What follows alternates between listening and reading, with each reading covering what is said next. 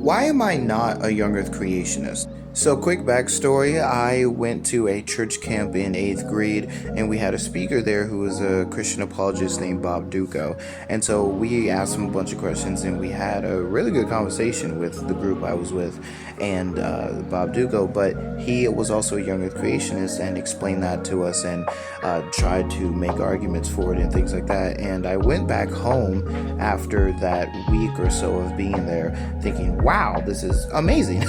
However, as time has gone on, I have begun to change my views, and so here are the reasons why I no longer identify as a young earth creationist. So reason number one is church history. Young earth creationism, as it is today, seems to be a very modern innovation of church history that has maybe happened in the last 100 years. That doesn't necessarily disprove the doctrine, but it does, for me, throw a big wrench in things. In, how does the church get the interpretation of Genesis wrong this entire time, especially if it's as simple as the young earth creationist would like it to be. There are some philosophical considerations, like how do you have Adam and Eve perfect in a garden and yet let there be a fall? You might say it's because of free will, but if they're perfect and they have free will, then they will freely choose the perfect answer every time, and thus you would have never actually had a fall.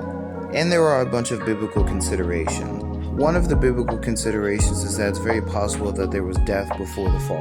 It's noted here in the New English translation and by other scholars that the term subdue is an extremely harsh term every single time it appears in the Hebrew Bible. From this fact, we can argue that God did not make the world perfectly because otherwise it would not need humans to subdue it, again using this very harsh Hebrew term. And we can also argue that there was animal death prior to the fall because this Hebrew term subduing is applied to what humans are supposed to do to the earth, including the animals. I know some people are going to bring up Romans chapter 5, but just read Dr. Michael Heiser's commentary on this chapter. It has nothing to do with animal death and has nothing to do with original sin. And it's also because of Genesis chapter 4 that I'm not convinced that Adam and Eve were the only people there, because Cain seems to be worried about other people outside of the garden.